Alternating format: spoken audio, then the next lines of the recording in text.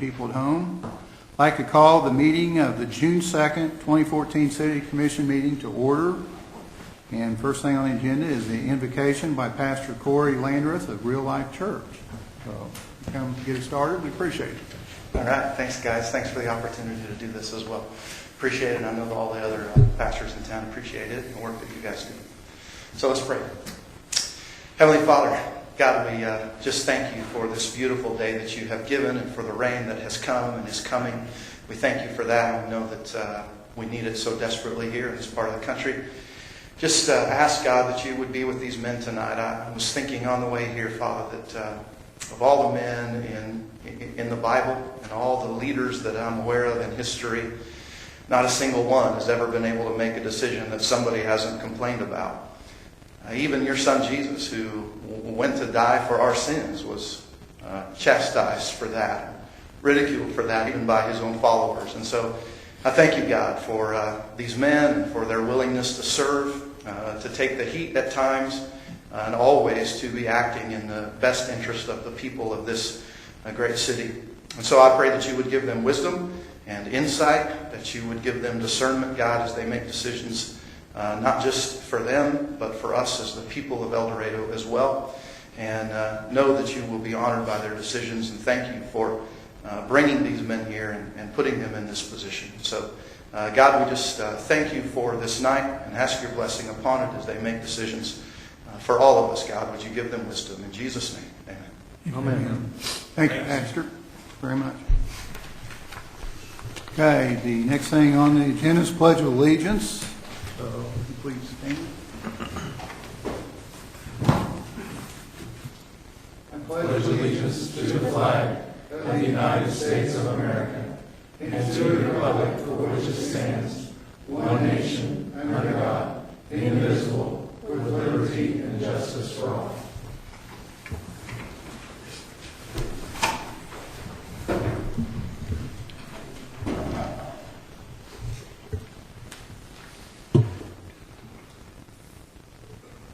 Okay, we have no proclamations this evening.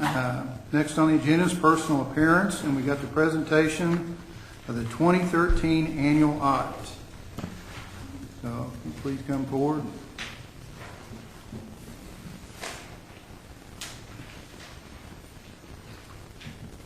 Good evening. Thank you. Thank you. Thanks, Amy.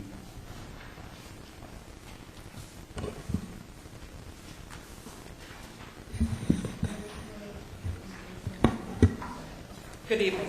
Thank you, and I appreciate the opportunity to be here this evening to present the results of the audit. What Tammy has just handed out is the document that summarizes the conclusions from the audit process, and I want to just take a few minutes to go through that document with you. First, our responsibility after you hire us to perform the audit is to perform the audit in accordance with generally accepted auditing standards. Also, government auditing standard issued by the Comptroller General of the United States. And as a municipality within the state of Kansas, we're required to follow certain requirements of Kansas Municipal Audit and Accounting Guide. All of those standards require that we plan and perform the audit in order to form an opinion as to whether the financial statements are free of material misstatement. And so our audit is designed with that objective in mind.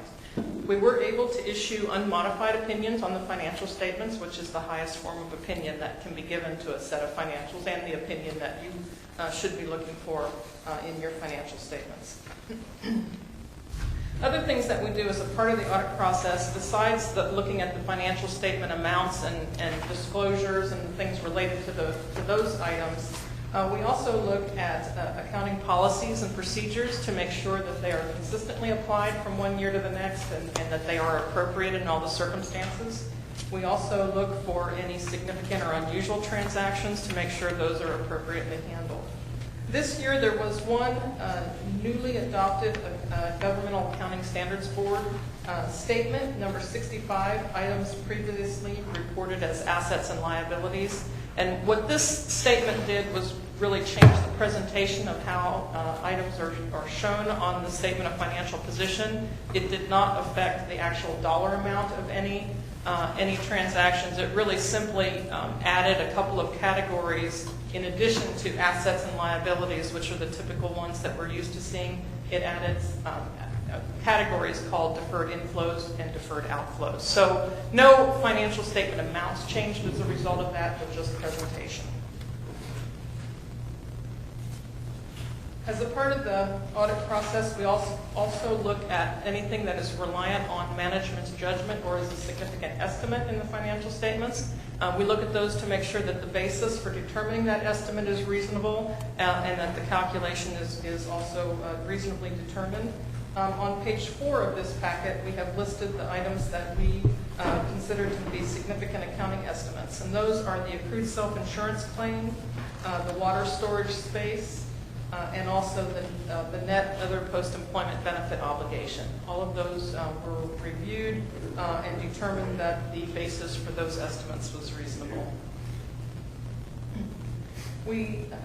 Further in this packet, you'll see some adjusting journal entries. These adjusting journal entries are those that, not only those that were proposed by us during the audit process, but some of them are labeled as client entries. And that just means that those entries were prepared by Tammy and her staff, but they were provided to us after the start of the audit process. So they're listed as audit adjustments, but those, not all of them are considered to be ones that were identified by us. Those are provided here for you just so that you're aware of the adjustments that were made to the trial balance that was presented to us when we began the audit process. We also identified what we call uncorrected misstatements. These are adjusting journal entries similar to the ones that I just described, except the ones on this list are immaterial to the financial statements, and therefore we did not actually physically make them into the financial statements. They are identified and presented here so that you're aware of them, but we did not make those into the financial statements.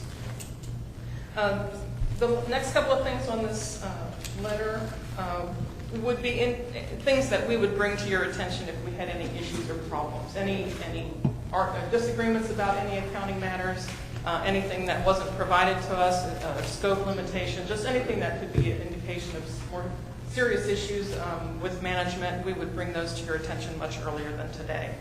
We, as we always have, had great cooperation. Tammy is very prepared and her staff for us as we come in to begin the audit, and the audit process went very well.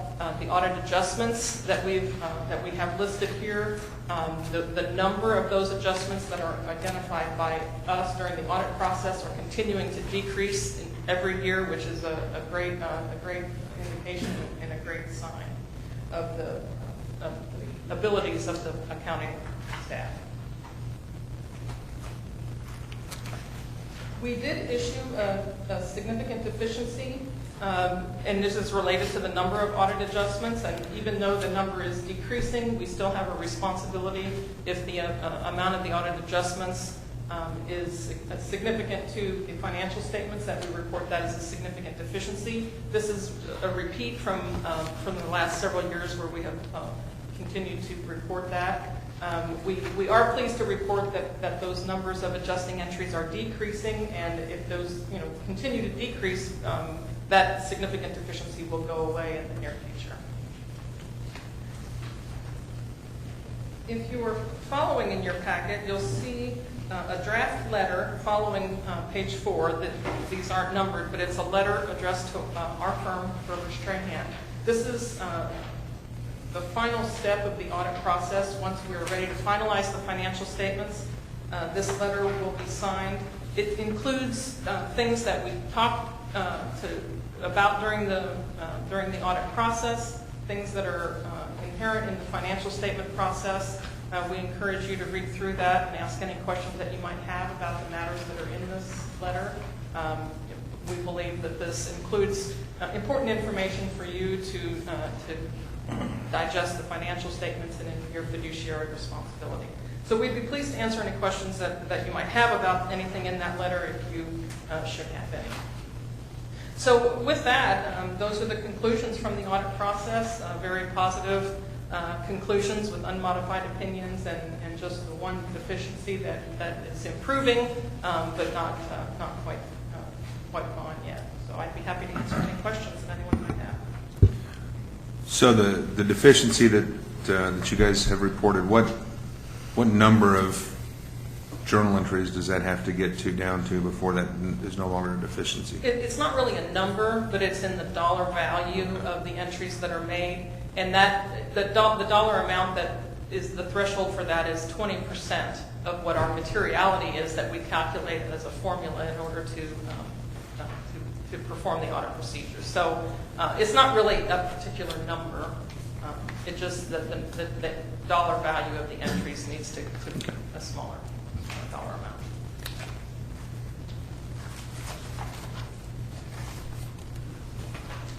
Any other questions?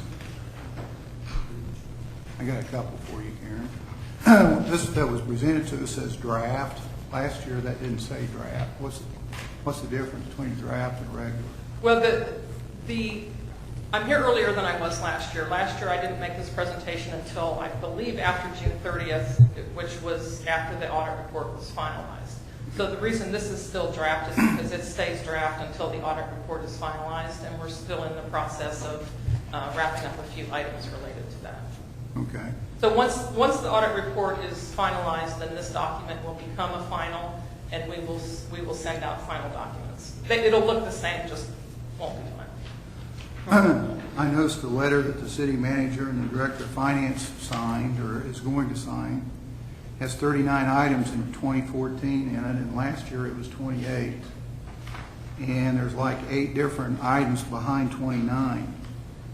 Because I haven't read this yet. You're just presenting this to us. Is there any major changes in that, or why is this letter a lot larger this year than last year? That's my question. I'm going to have to think about that. I was thinking that last year we had. I'm looking. Yeah, we had single audit last year. We had single audit last year. I believe last year's letter was longer, but we had 2 sections in the letter, and the second section was 29, but there was a previous section that would be comparable to this one. That wasn't in this report? This is a copy of last year right here. I'm saying this had 28 items in here. And I think the 28 items were in a second section. How many pages is that letter? Is last year's letter?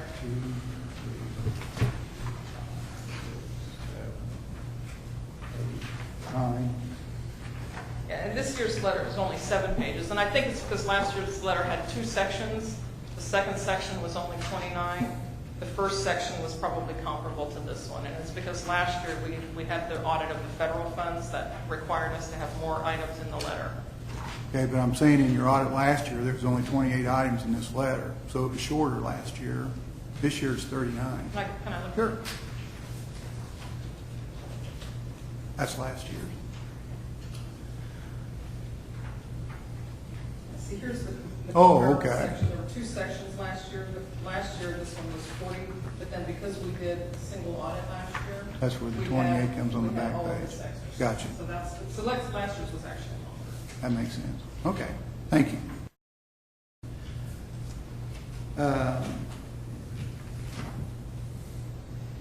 Last year we went into executive session and visited with you, and we're not this year. You're not going to be back, is that right? That's correct. Okay.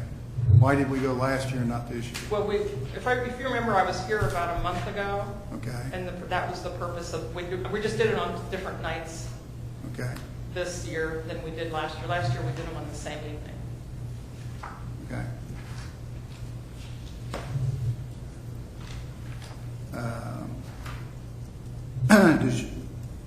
Does your auditing firm audit everything? No. Okay. Who decides what you audit and what you don't audit? In terms of like within the city's audit, Yeah. what we do and what we don't? Right. Well, the first general thing is that we, as I indicated earlier, we have the concept of materiality. Uh-huh. And the material, we have a formula that we use to identify what materiality is. And once we've identified materiality, then we really separate what transaction streams we do or do not audit based on whether or not they are material to the financial statements. Yeah. So in our planning stage, we will say there are certain things that we don't even look at because they are not material to the financial statements. All of the things that we do in designing our audit process and what we do audit and what we don't audit come from our auditing standards that tell us basically how an audit is to be performed. So you decide what we audit then? Well, I don't know that I would say that I decide what we audit. I think within the rules of the auditing standards, we follow the rules of the auditing standards, which tell us what we should audit. But it's independent of staff. We are told by them what they're going to audit, Okay. and we provide them everything they ask for. Okay. And what she's telling you is that the world of auditors, of which she is a member, sets up standards, and you follow the standards of the auditing world, Correct, yes. the laws of the state of Kansas, generally accepted accounting procedures, independent of the staff. Okay. Does staff set in on that? I mean, we know we have to do this. Is that all we do then, is what you're saying? Is that all we do? I'm not clear what. Is that all the city does? Is that all the city requires, is what you're saying the laws require us to do? That's correct, yes. Okay, that's what I was wondering. Yeah. Last year, we had a lively conversation about past budgets, which is presented to the county and required by the state. And last summer, I called you, and we had a brief conversation on the issue, and I came up with 4 points at that time. 1, the city manager had not called you about this issue. 2, the finance director had called you, but not about this issue. You do not audit our budget. You do look at our budget, but not at the area I have questioned. Do you agree with those 4 statements? That's what I had written down from last summer, Karen. And this is the first time we've been able to talk about this. So, do you have any problem with any one of those 4? I agree. We had conversations with city staff about the question, but I don't remember. I'm sorry that I can't be very specific about. I mean, I think I had conversations with Tammy about that, but I didn't. But you said that. What I had written, I know that you had had conversation with Tammy, but not about this issue. No, and Mayor, and maybe I can help you clarify for you. When you talked to Karen, you asked Karen if she had conversations with me or with Tammy about your issues. She answered no to Herb, no to Tammy about your issues. That's not what I said, though. When I was instructed to do something, staff absolutely contacted our auditors, the team auditors, and asked all your questions. And in fact, had already asked the questions because you raised them earlier. So when you called Karen, you made a mistake. What mistake did I make, Herb? You called Karen. Okay, what was the mistake about that? She didn't have, you asked her specific questions about her conversations, not about who at the city. She didn't ask her if her staff talked to anyone. You didn't ask me whom called whom when. You was instructed to call her, and you was come back at instructed the to call next, the and you auditors. come back at the next meeting and told us that you had called her. No. We need to look at the tape. Well, and Mayor, remember the words. When I say I do something, that doesn't necessarily mean that I did it. We do things I'm responsible for every day. You called Karen, you asked her a specific question, she answered you truthfully. You didn't ask the right person. Oh, okay. And so, what I reported is that we did it. What I reported, we did it before you called Karen, Yeah. because that's what was reported to me. And if The 4 items that I mentioned, Herb, I would be happy to walk across the street and take a lie detector test on with her conversation and I. no, I absolutely believe you called her and asked her questions. I absolutely believe she answered you truthfully. As what was said right here. Oh, I absolutely believe that. But that's not getting you to the answer you wanted. If what you really wanted to know was, do the auditors look at your areas Right. then the answer to that is yes, they did. And did staff ask them to? And the answer to that is yes, we did. And so what you're trying to get at, I believe that conversation took place 100%. It just didn't answer your question. Right. If you really wanted to understand if we talk to the auditors and the auditors talk to the state of Kansas, the answer to that is yes.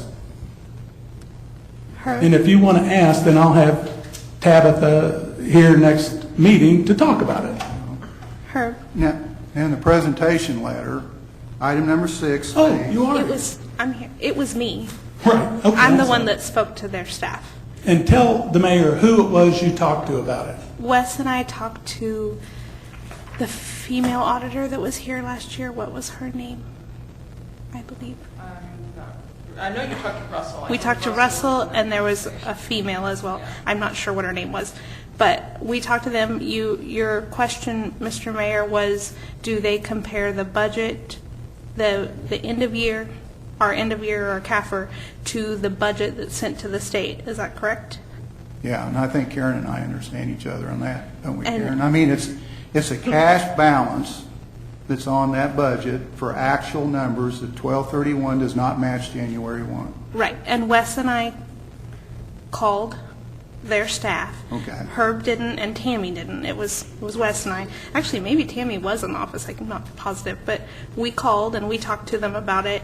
And it's not the end of year CAFR and the budget that we send in August are not exactly the same thing. And so they do look at them, but there's not really a comparison because it's not apples to apples. Right, and they don't actually look at that part of it, is what I was told. So in that presentation letter, and it's in this year and it's also last year, item number 6 states, we are responsible for compliance with laws and regulations applicable to the city, including adopting, approving, and amending budgets. And that's over Herb's signature and over Tammy's signature. So what I was hoping, and I think Herb said okay to this from our conversation, is that Karen can look and do me a little report that won't cost that much. Shouldn't take that long to know exactly what discrepancies we've had over the last few years.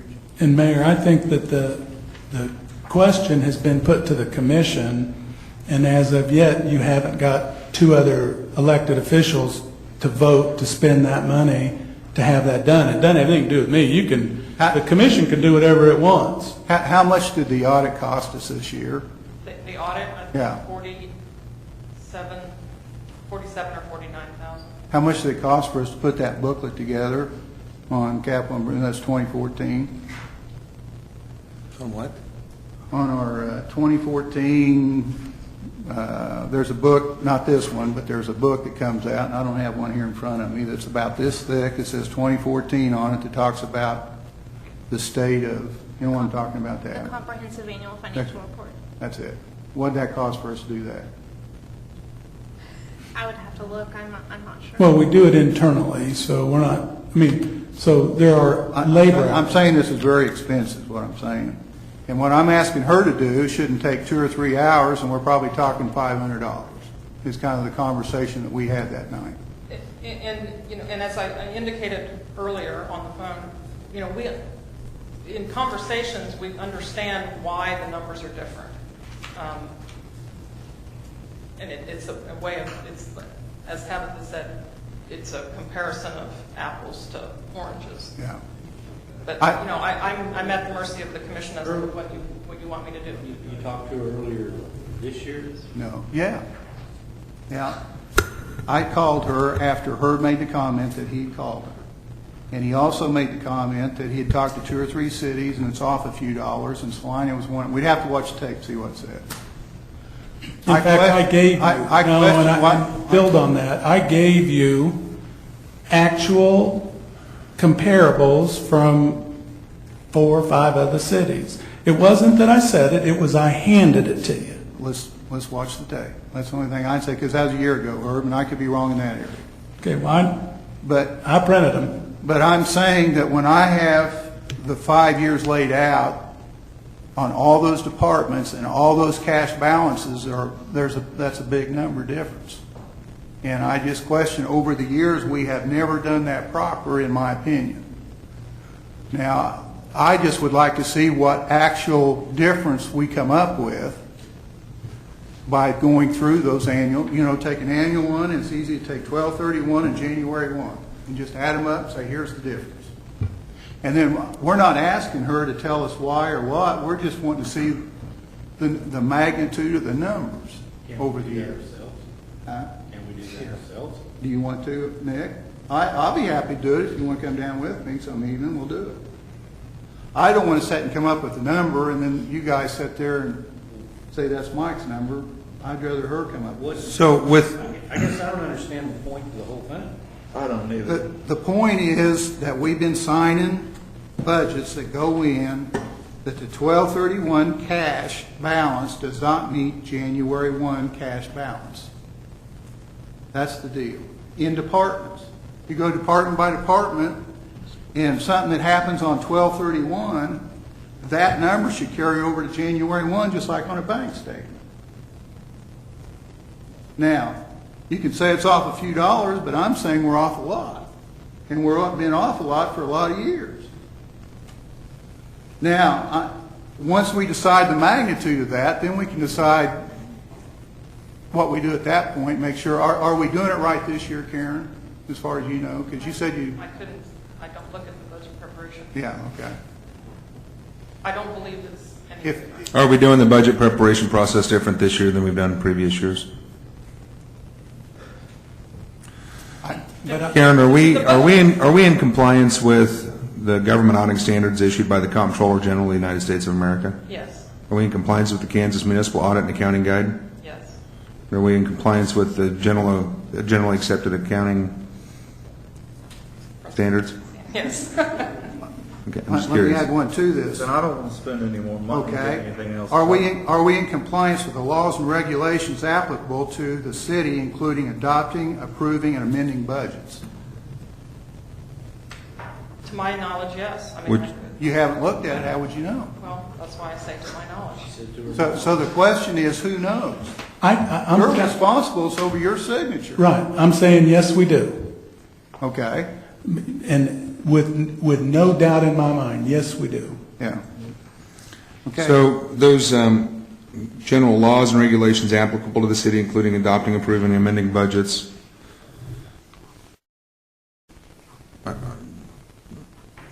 are those driven in part by the Kansas Municipal Audit and Accounting Guide and how they The determine? budget process isn't really addressed in In the municipal audit audit guide. and accounting. Okay. guide. It's a separate process. That's the one document, guys, that you guys all sign. That's over your signature when we send it to the county that goes to Topeka. Yeah. We So- couldn't do with it. So, if you're happy with the numbers and they don't match, and somebody comes up and asks you, what have you done to make sure that's proper? That's your thing. Now, if you don't want to do it, that's fine. I'm just telling you that I know those numbers have got some big number differentials in there. And it's something that I just think that we need to understand the magnitude over the time of it and know what we're going to do to correct that. That's number one. To correct what? The numbers should match. They don't in other places.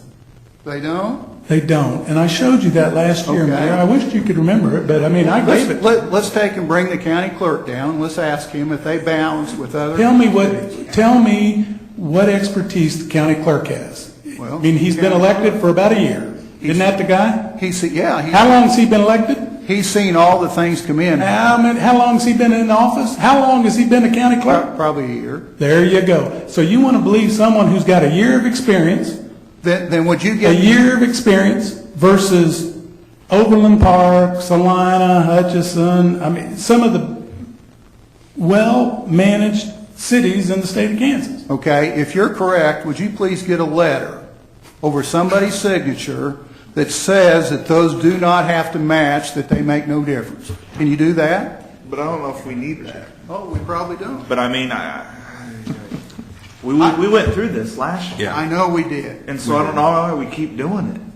I mean, we feel comfortable and confident. Okay. You don't trust them, and that's I can't do anything to The numbers are wrong, that's why. How are the numbers wrong? Have you guys looked at them? Have you taken 5 years of budgets and laid them side by side? Well, no, but you did, and Yeah. we all looked at the issue together. You gave it last to all year. of us last year. Yeah, okay. I mean, we've been through it. Okay. Now, I wanted to ask you in public those 4 questions that you and I talked about. And if you're satisfied that Herb is responsible for that, and Herb has done the right thing in that area, and we're doing that budget properly, that's your decision. That's where we're at. And it costs $500 approximately for her to do this. Now, if you don't want to spend $500 and you don't care, then let's move on to the next item. Is that what we want to do? Thank you for Thanks, Karen. everything. You were great to work with last year, and you were great to work with this year. And I would second that. Thank you very much. Okay. Appreciate the opportunity to work with the city. Thank you. All right. Have a good night.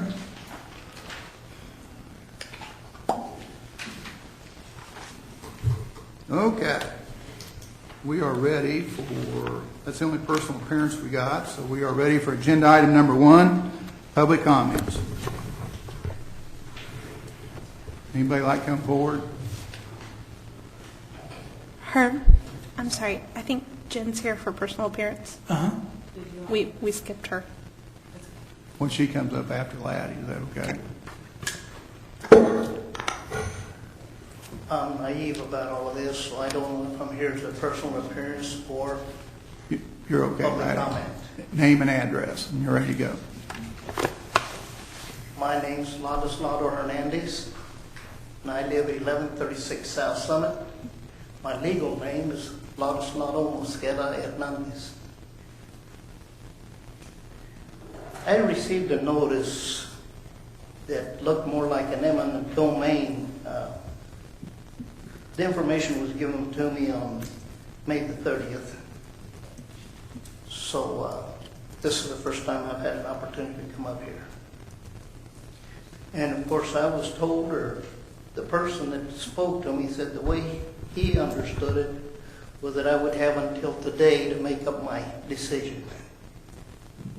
And I feel that over a weekend, I can't make a decision on pictures that were presented to me that were going to take some of my property on 2042 West 2nd.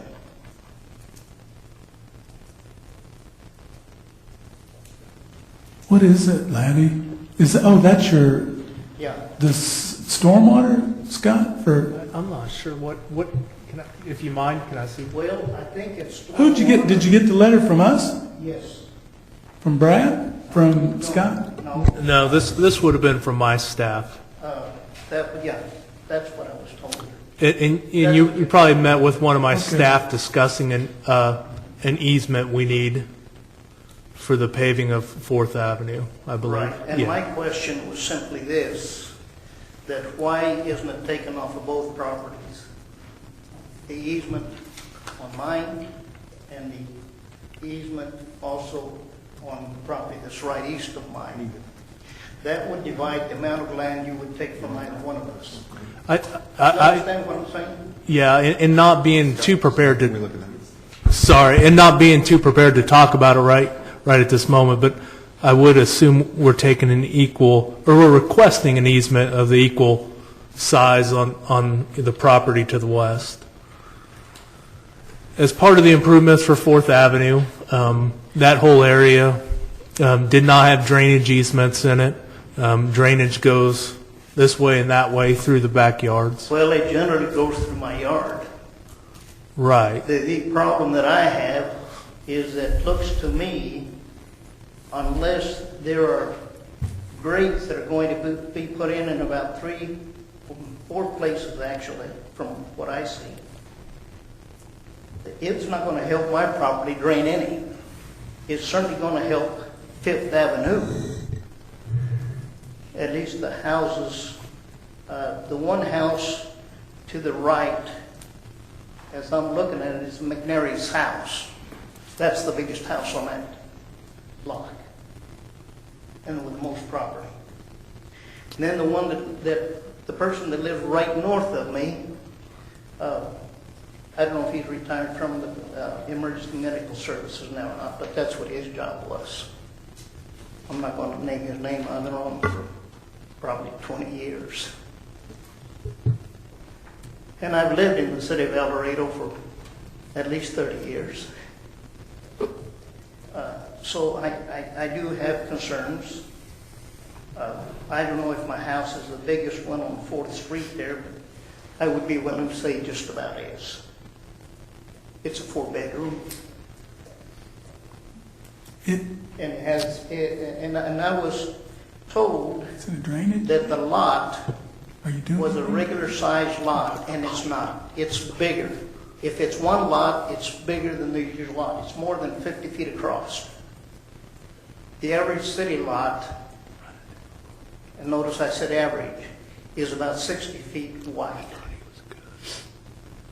Am I totally wrong on that, Herb? No. And I think what I was talking to Scott about, it sounded to me like today there's a drainage ditch, and what we're proposing is putting a pipe on your property line, so it should be We can get the equal. water away, yeah. Yeah, well, see, that's the reason for my questions. The diameter of the area of the drainage pipe and how many gallons per minute is that sucker going to flow to get that out there? I'd have to get back with you. I'm just not prepared for that right now, but I do have that in my Is office. something happening today that, No, we're getting prepared for the project out there, and I believe you met with Mr. Josh Potter, correct? Yes. Yeah, okay. Yeah, but he didn't know he's young and new. Okay. And what Josh is working on, with that township village area, there's not an abundance of easements. There's a lot of drainage that goes through side yards, and to clean the area up, I mean, property-wise, property line-wise, we need to acquire some easements to put storm sewer pipes in and utilities across areas that had those that were not platted that way prior. My thing is that easements, at least my understanding of easements, is where the city or any utility can come in and work and replace, be it electric lines, telephone lines, or whatever it is. It's generally about 10 feet away from the curb if the street has been guttered and curbed. In other areas, it's not. What you'll have out there is it is going to be a curb and guttered street. You have a 60-foot wide right-of-way, and that's the road right-of-way running east-west. So from the back of the curb, you'll have 14.5 foot of right-of-way, and that's public property. An easement is an instrument that utility companies and cities use to place infrastructure in to serve properties. Serve the general public. Correct. At least that's my understanding according to Webster. Yeah, where an easement, you grant the right to the utility or the government to be on your property Right. for a certain use. Correct. Yes. And while I'm there, the reason that I'm really here and questioning a lot of this is that an incident happened on North Oak where supposedly the power company can work on an easement, but they didn't have to go in there and destroy my windbreak. And I had talked to them, and I'm not questioning who said what, because what's happened's happened. I was told that the city directed them to do that. I asked a person in the city, and they said they did not, they had nothing to do with it. And so I'm questioning now this one. I'd like to know the total square feet of the drain and the thickness of those grids that are going to cover that drain. And the reason I want to know that is because incidents have happened in El Dorado where young people have lost their lives. And a lot of those kids out of the school up there go across there and walk right down that area. And when there's water in it, guess what they stop to do? So is this something that's happening right now, or is this something? No pressure at all, Mr. Hernandez, and I'd be more than happy to meet. There's no deadlines on that. It's just something we know we're going to have to eventually talk to you about, and it was more to broach the subject with you, that initial meeting Josh had. I'd be more than happy to meet you out there on your property or in my office anytime. Well, I just And I want to know think we talked- what's the benefit of 2842 West 4th Avenue? And the answer you can give me later is, will it eliminate the backup of the flooding of the said address, or is that just going to ease the flooding on 5th Street, 5th Avenue? All of the piping was sized in that area to accommodate all the runoff the new road's going to generate.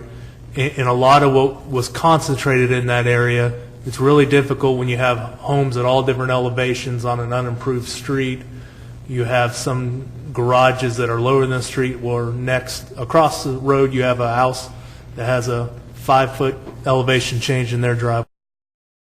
So we really worked hard with a consultant on it that did that work to meet in the middle, protect that property, protect those homes. And finally, the thing that drove me up here tonight is that for one time, it's been about a year ago, you had some person up here that presented a said petition to you for the improvement of West 4th Avenue curb and gutter. That person informed you that only one person that owns property in that area was not contacted because he didn't know if I lived in El Dorado or where I lived.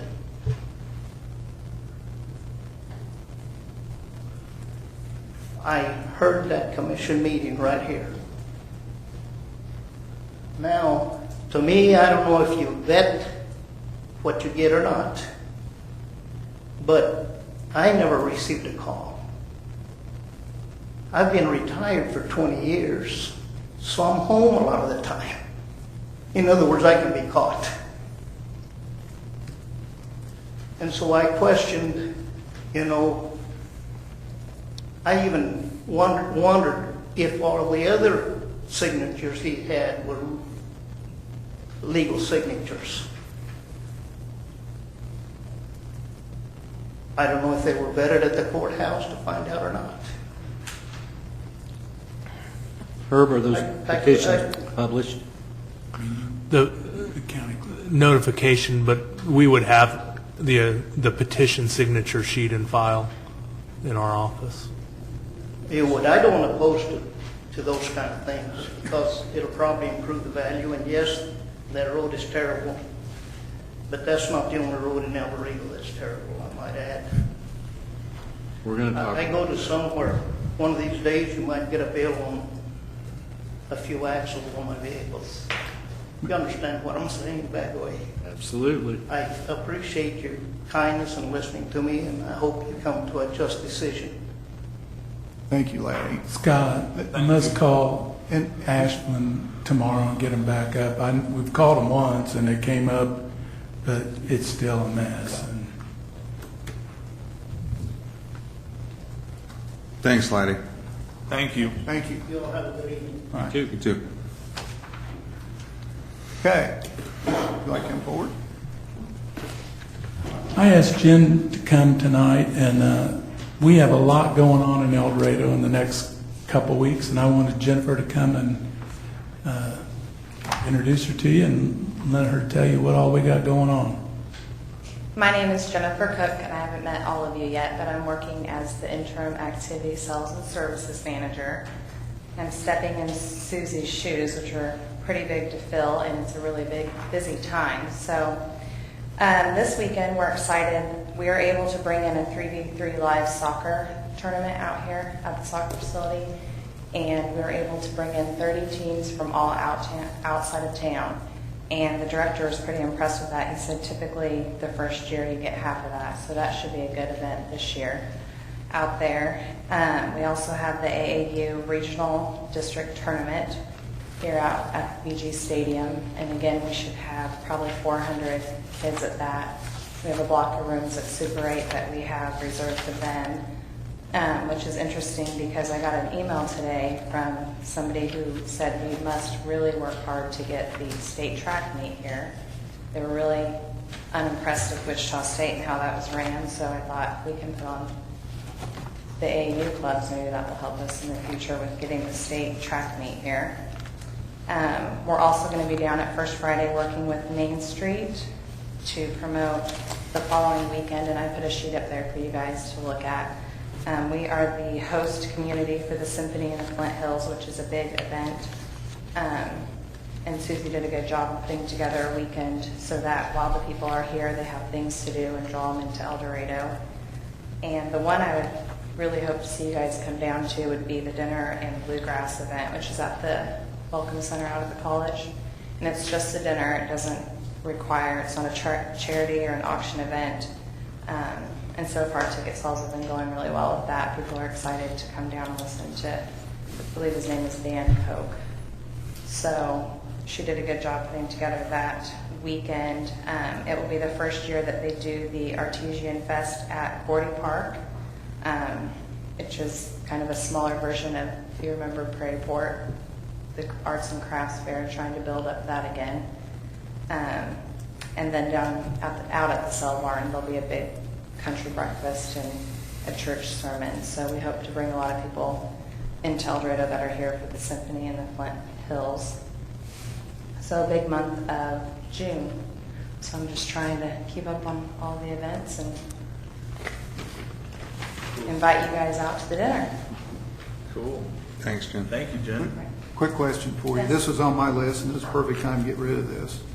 I had a phone call on why we don't have a citywide garage sale, and I didn't know if you and the chamber could maybe talk about that or the pros and cons, because I do think that might bring more people to town we realize for eating and that kind of stuff. So Jennifer, just I've had some phone calls on that as well, and there's been a lot of smaller versions.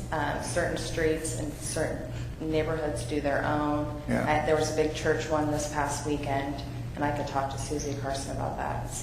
just because Susie probably doesn't have money in her budget for advertising and stuff, is what I'm guessing. But I think when we look around the area, they all have a citywide garage sale.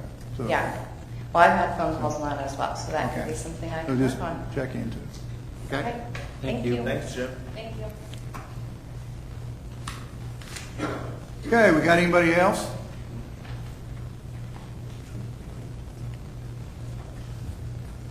Good evening, Commissioners. I'm Ryan Mitchell, live at 26 Westport, Mitchell Manor Mobile Home Park. I posed a question about a month ago regarding the stormwater retention pond on the property and haven't gotten an answer yet.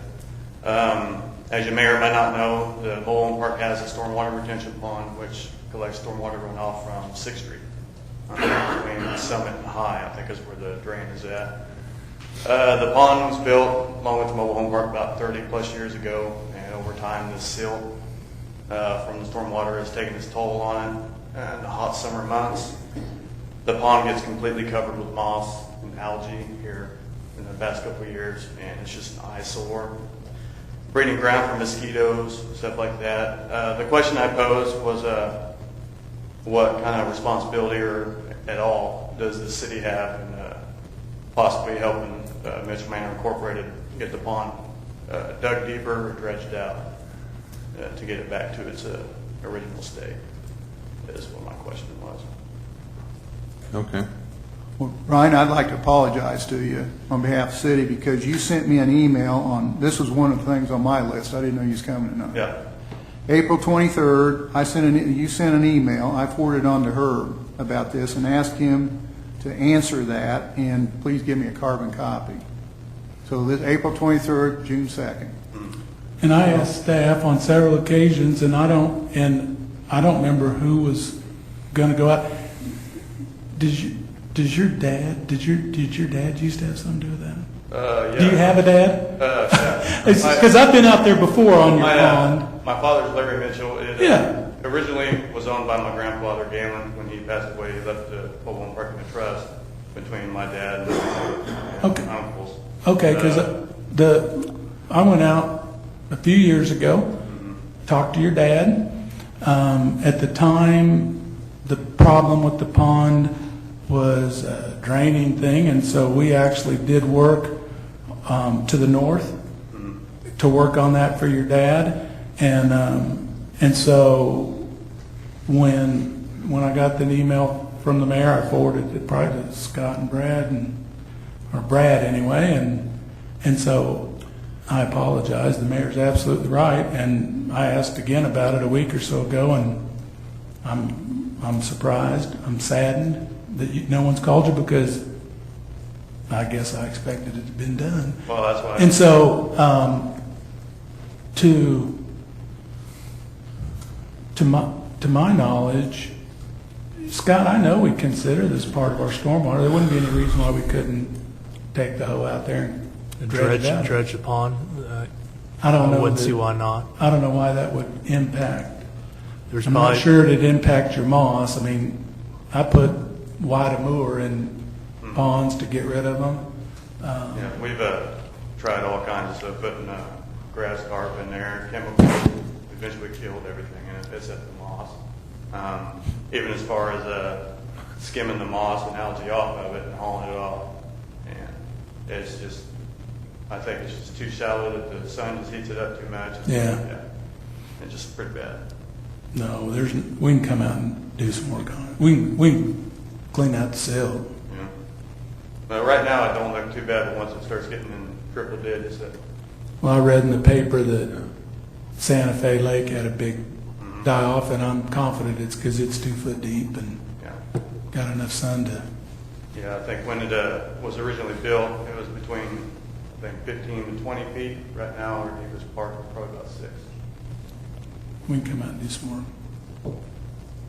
Right. Ryan, thank you. All right. Thank you, guys. Thanks. Thank you. Okay, is there anybody else like to come forward in this part of the meeting? Okay, we'll close public meeting then. We'll go to agenda item number 2, consent agenda. You guys have any questions on any of that stuff?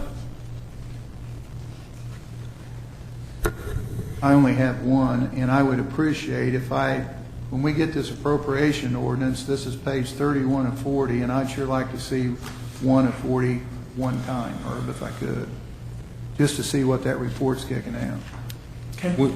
That's 10 pages, and just to see what's there. I'd like to see what kind of reporting we get. We can send it to, that's fine. Okay. Mr. Mayor, I wanted to note that the minutes that went out, there was a mistake. I didn't list the visitors in the first copy that went out. That has been corrected on the copy for you to sign this evening, so. That was just names on there. I forgot that, Yeah. Dad. Thank you. No problem. So there's a few names that was added to the visitors section, guys, is what the deal was, over what the first copy was.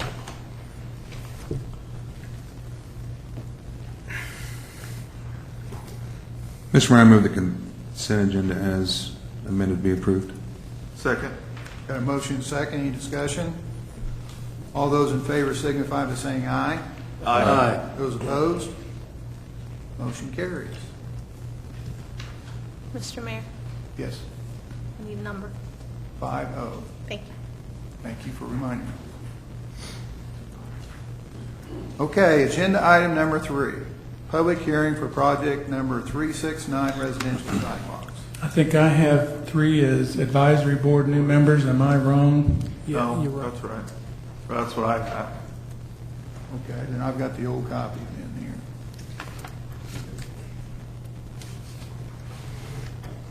Okay. Did that just go in 3 and then push them all down, Herb? Is that what they did? You know what? All I've looked at is what I have in front of me. Okay. Yeah, I can't tell you if Thursday went out without it. Thursdays went out without the advisory board on it. Marianne noticed her mistake Thursday night and corrected it first thing Friday morning. So if you printed it Thursday night, then you can Everything else is the same, so I'm okay. Everything else same, it just got bumped down a number. Okay. Let's go to agenda item number 3, advisory board new member appointments. Okay. At the May 28, 2004 special commission meeting, the commission reviewed new member appointments to 2 city boards. The following new member appointments were reviewed favorably by the commission. And this just requires that both of these people were people you talked about, and they could be approved. Well, the good news here is that we have filled a spot on the planning commission, The tough spot. the tough spot, the out-of-town spot with Kyle McLaren. And then we've got Alita McKinney on the tree board. When we discussed this at the special city commission meeting last week, nobody had any objections. Yep. So I'm going to move to approve the advisory board new member appointments as specified here within. Second. Got a motion and a second. Any discussion? I'm excited that Kyle is doing that because he's got some experience around, the comprehensive plan and that kind of stuff, because that takes a lot of effort, and we sent him to a lot of schooling, didn't we? Or We invested a lot of money in that boy's education. nice for him to come in and try to help us out. Yeah, it is. Yeah, okay. Any other discussion? All those in favor signify by saying aye. Aye. Those opposed? Motion carries 5-0. Okay, we'll go to agenda item number 4, which is public hearing for project number 369, residential sidewalks. Yes, this evening is the night that you set the public hearing for the residential sidewalks. You'll be reviewing 3 of these this evening. And if you have any questions, I'm happy to answer. Scott, read the properties for this in case someone... Yes, sir. This is, Actually, I'm looking around. the properties included in this project were 318 West 3rd, 912 West Central, 129 North Emporia, 1514 Edgemore, 702 Reveille, 535 North Allegheny, and 216 North Star. These were properties where we received phone calls requesting sidewalk replacement on their property.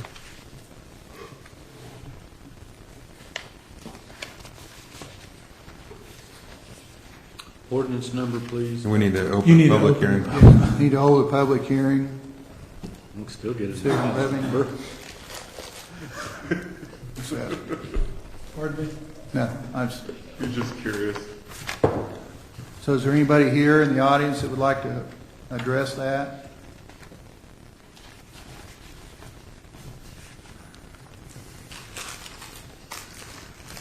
Okay. If not, I was looking for the actual, do we have a list in there, Herb, that shows how much on each property? Yes, you do. Do we? Okay. It's sheet S1. Here it is, I found it. Okay. So the proposed assessments range from $437 to $713 on the different properties. So This will be payable over 10 years on special assessment, interest-free. interest-free. Okay. Right, I'll close the public hearing.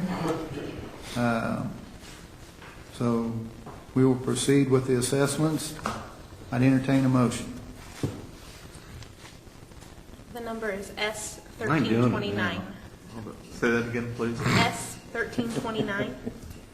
Mr. Mayor, I move that ordinance number S-1329, an ordinance levying special assessments on certain property to pay the cost of internal improvements in the city of El Dorado, Kansas, and heretofore authorized by resolution number 2699 of the city and providing for the collection of such special assessments, project number 369. Second. Have a motion and a second. Is there any more discussion? We're ready for a roll call. Commissioner Badway? Yes. Commissioner Chapin?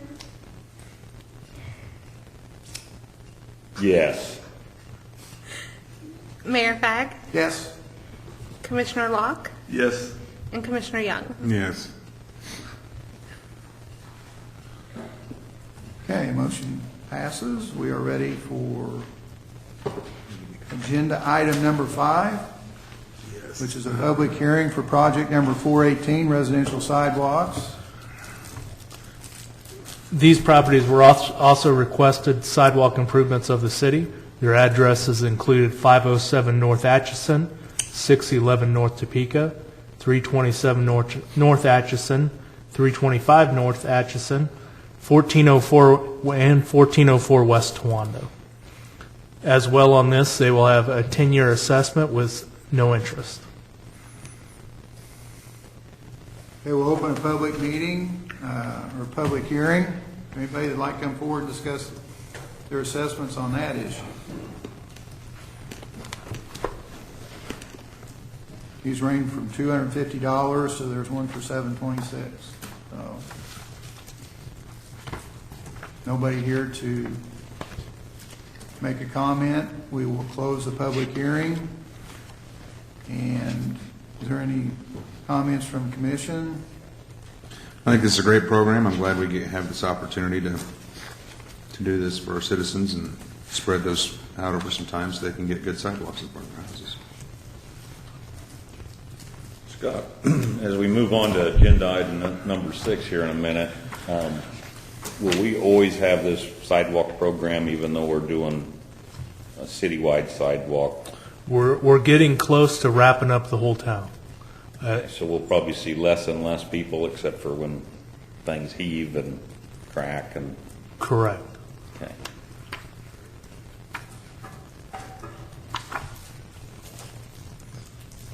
It's been a very successful project. Lots of compliments received, and although there is a cost associated, I think after the work's completed, most of those property owners are pretty satisfied with the work and the appearance it gives and the safety of the sidewalk in front of their home. Scott, is there a minimum that they have to replace in order to, I mean, if they just have one section bad, can they request that, or is there a minimum? They can. We would want to group it in with a little larger. What really gets us on a smaller project or just hitting one property or another is the cost of publication. When we go through the process, like we are tonight with publishing notification and then in the front end setting up the project with notification, that expense outweighs really the cost of the work. So try to wait until we get a large enough group so those expenses can be spread. But if someone has one, go ahead and request, and then we'll try. And we'll put them on kind of a waiting. No, I don't want to say waiting list, but we'll wait until we get a bigger group. To make it worth them coming out to do that. Correct. Okay. Thank you. Okay, I'd entertain a motion. S 1330. All right, just for you. Okay. I move that ordinance number S 1330, an ordinance levying special assessments on certain property to pay the costs of internal improvements in the city of El Dorado, Kansas, as heretofore authorized by resolution number 2721 of the city, and providing for the collection of such special assessments, project number 418. Got a second? Second. Got a motion and a second. Any discussion? Roll call, please. Commissioner Chapin? Yes. Mayor Fagg? Yes. Commissioner Locke? Yes. Commissioner Young? Yes. Commissioner Badway? Yes. Motion carries 5-0. Okay. Ready for agenda item number 6, which we're set a hearing date for project number 370, Southwest Quadrant Sidewalk Replacement. Yes, Mayor, this was a replacement where the city went around and looked at sidewalk that was in need of repair. This area included everything west of High Street to the west city limits and south of Central. There were 250 properties included in this project, so I will not read out each property on this one, but there was 250 properties included. The final cost for the project was $144,466.20, and the improvement district share was $103,707.60. The city at large portion for the project was $40,758.60. And the reason we have city-at-large costs associated with this is when we're doing these areas, we're going ahead and making upgrades to the intersections. The city does pay for the improvements of the sidewalk in the intersections. So a lot of these areas, we addressed ADA issues with new ramps, changing the slopes so that they could accommodate the ADA Act. This project as well will be spread over 10 years, interest-free. Any questions, commissioners?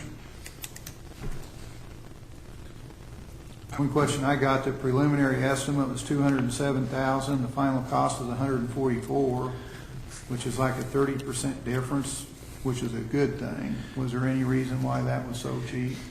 Going into these, when we bring the price before you and before we notify the public or the people that be in this improvement district, I assume that we'll get a portion of those that actually say, go ahead and replace all my sidewalk.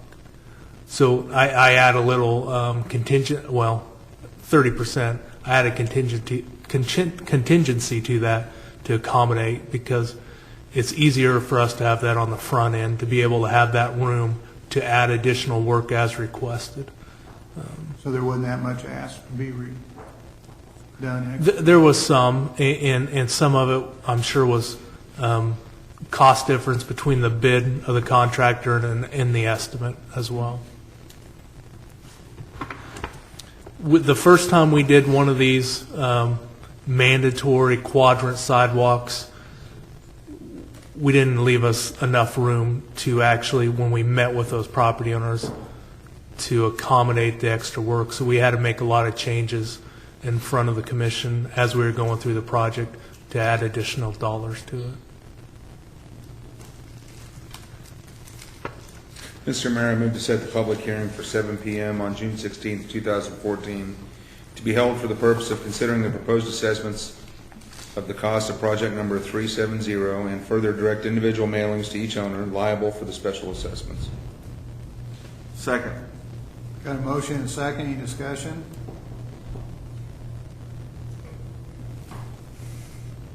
All those in favor signify by saying aye. Aye. Those Aye. opposed? I'm on the yes side of that. Are you? Okay. So the motion carries 5-0 or 4.5 vote? Whatever you want it to be. Okay. Because we'll come back and look at the tape and decide what really All happened. right, let's do it. I'm ready. Okay, so motion carries 5-0. Okay, we're ready for agenda item number 6, continuance of discussion on Towanda Avenue. We actually took that off, Mayor, and I was just going to mention it. I was going to mention in our city manager's report. Okay. You going to give a report on the meeting you had then at that time? Yes, sir. What we accomplished and that kind of stuff? Okay? New business. All right, I was going to look and see if there's a bunch of stuff on there. Okay, so we're going to pass on agenda item number 6. Go to agenda item number 7, which is new business items or discussion items. Who would like to start this evening? I'd like to.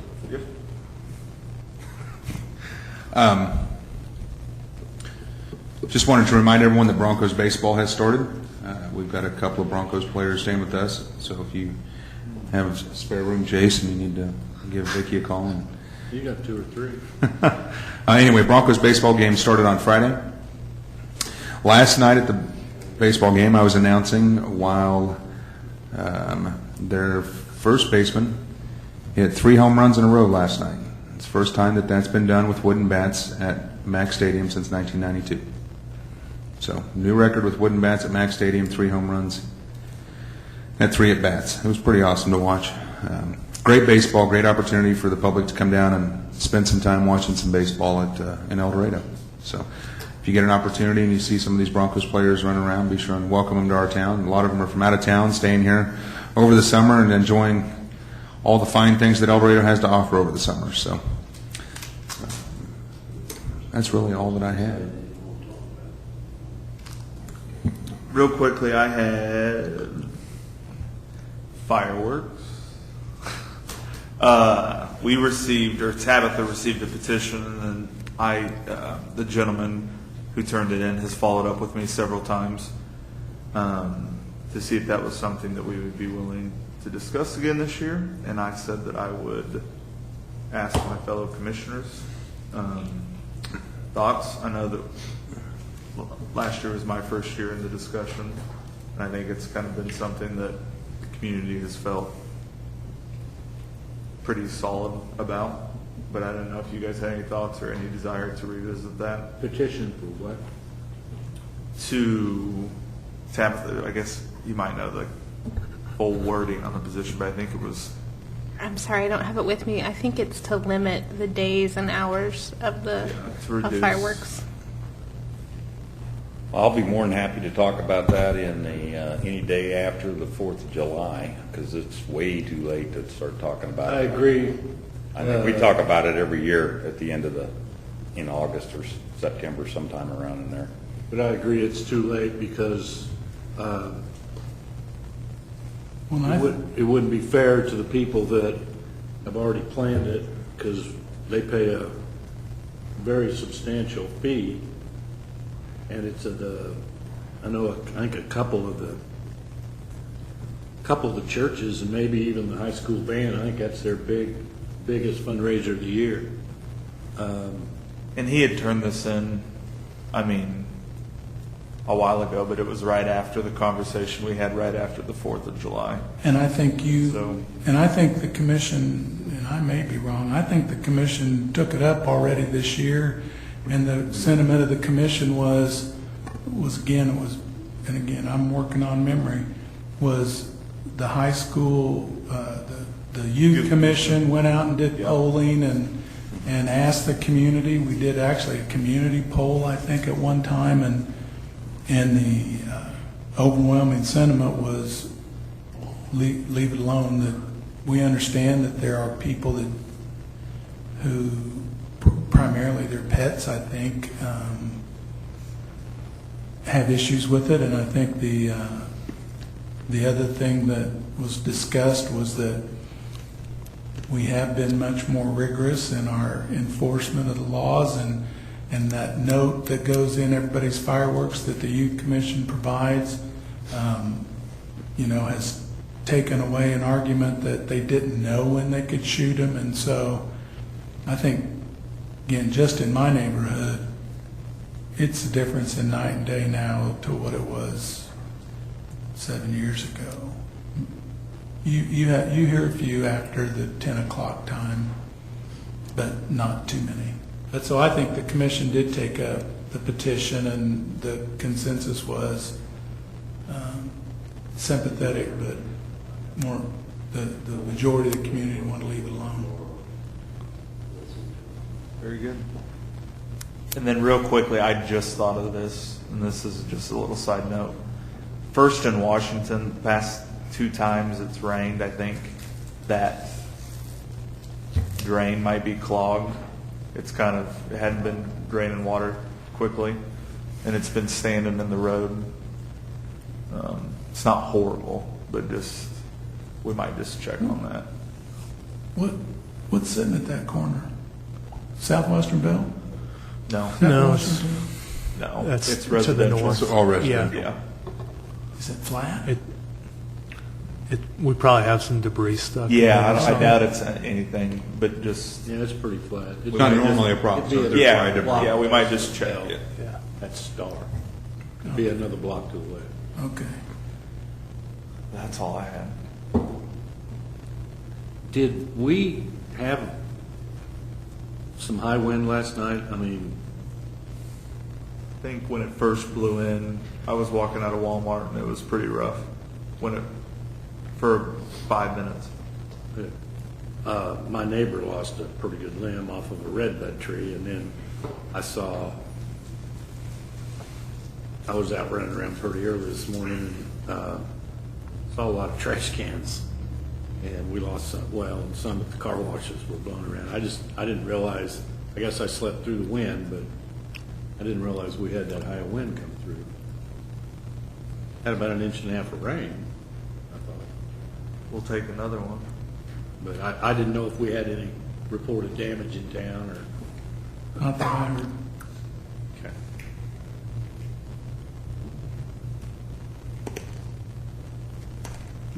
Commissioner Chapin, you got anything? I don't really have anything tonight. Okay. Got a couple things. Number one, I'd like to congratulate the library board and all the people participating in the kickoff for their fundraiser started Sunday. They had a nice crowd down there and some good food. And anybody in the community that would like to see what's going on at the library, I would encourage you to go down, and they will be happy to show you the plans. And I would also ask each of you to be as generous as possible, because I do think that is a cornerstone to our community. So I'd like you to go down and visit it and see what's going on. So they're in the mode of out trying to collect funds now. So if they come to your business or talk to you individually, this is now in full session. If you guys got any questions, don't hesitate to call. Second thing on my list was, did we get a letter sent from El Dorado about dropping out of the county water committee? No, sir. Is there any reason why we didn't?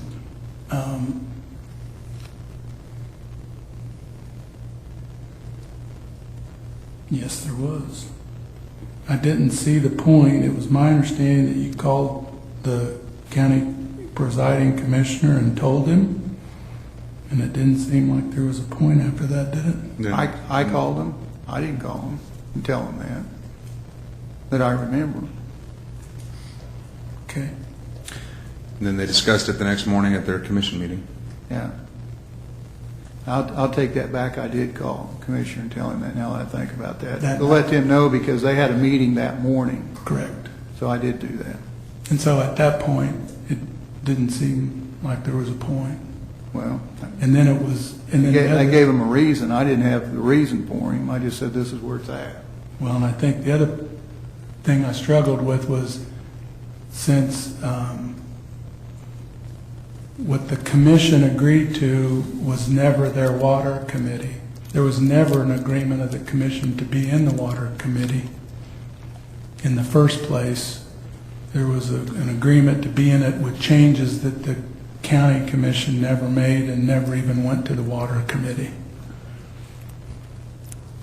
Okay, well, I was hoping the letter would be something that the other mayors in the community or in the county and the other people that's on the board to understand why.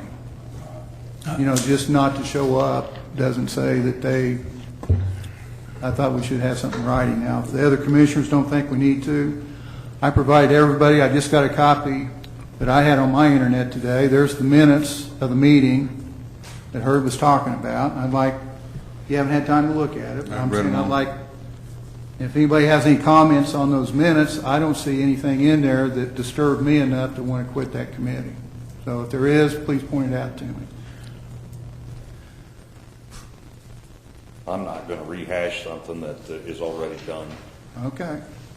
And you don't. I wasn't here last week, and I will say I haven't read the minutes, but from recent comments made, probably even outside of the official meetings, I had originally supported the idea and thought, you know, if we were being neighborly, wouldn't hurt talking. But I think there were certain people involved in that committee that had different intentions and were very public about that. And so I thought that it was a good idea that we remove ourselves from the situation. And in regards to a letter, I mean, I don't think we necessarily owe an explanation for something, removing ourselves from something we never committed to. So that's where I stand. Okay. Mike, I will read one line for you and see how you interpret it. There's one line, you're right. Peggy thinks natural resources belong to the people. So evidently, the oil under the ground is hers and for the people's. The gas is the people's. And if we're going to pick the minutes, you notice that John Bailey commented that Peggy is well-read on the water topics and asked what Peggy is trying to get to. I don't Peggy know. said she is concerned about selling water and would like that to be studied. Dr. Bailey thought KDHE has money available to do regional water studies. Peggy said the study would identify how much water could go to Wichita and still be fair to the Butler County residents concerning their future water. I have an issue with that statement right there. Do you? Yes, sir. Not hers. Okay. It's not Butler County's, and it's the same thing that many people say in Wichita. Okay. Why can't we just run a pipe to El Dorado? It's a federal lake. They don't understand that we've got the debt on the lake. We own the lake. We have the rights to the lake. There's the difference, Mike. Unless you believe different. Well, Dave, you said we didn't have to pay off the lake debt one time, that I remember. a No, long I time said, ago. I can't say, it's due in 2080. Yeah. I said, what's going to happen in 2080? I'll be dead, you'll be dead, the government may be completely, they may write it off. We may not have to. That's what I said. Yeah. Okay. There's a big difference from saying we don't have to pay it off, because truly we don't have to pay it You off. said- If we wish to, in your terms, I think as a banker, you know the term that when you do not pay a loan off, it is, you give the right term? Did you say the Corps wouldn't repossess it? The federal government can pretty much take anything they want. Absolutely. So that can happen too. Yeah. So what does that have to do with being involved in this Butler Water Committee? Right. I feel like we made our decision last week. The We did, and consensus of the commission was to move on. And what I'd like to point out is that I brought all the minutes to you. I'd like, I might consider publishing this. I mean, people need to understand what was said at the meeting, and there's some good points in there that I thought he was trying to work. This is not everything that was said at the meeting. That was the minutes to the meeting. Okay, at 14 minutes and 35 seconds in, there was a paragraph here that is about maybe 100 words. At 40 minutes, so you're saying that it took 30 minutes to say that paragraph. This is not everything that was said in that meeting. This is what they recorded. Now, you understand that meetings don't record everything. Absolutely I do. Okay. That's the point that we tried to make last week when you insisted on getting the minutes. Yeah, okay. The consensus of the commission spoke last week. Yeah, okay. I'm just saying there's the minutes. You might mention. I'm just saying the consensus We of also the commission serve spoke last week. 90% of Butler County too. Okay. You might write that down, and Butler County and City of El Dorado are first and foremost important customers. So we are doing a really nice job of taking care of Butler County. Yeah, okay. Now Andover and somebody else buys it from Wichita. So theoretically, if we sold it to Wichita, they'd be buying it from us. But we are selling it. We have not done any work on the notion that it's the people's water. It is the peoples of El Dorado. You're right. The city of El Dorado, since the lake was built and before, has sold water to people outside its corporate limits. They have, to the best of my knowledge, not given any away or allowed anyone to claim any. And we do ship a lot downstream, though. You do. Last statement here, it says Peggy Palmer asked if our guests from the Kansas Water Office had any recommendations for us here in Butler County. Yes, El Dorado is in charge of this reservoir. It contractually belongs to them. They have till 2081 deadline and a cost that is mounting. We do have water shortages, and Butler County can be visionaries and get involved with this pipeline from El Dorado to Wichita. Now So what's that say in your mind? So I'm saying this tells me that the county needs to be discussing these issues.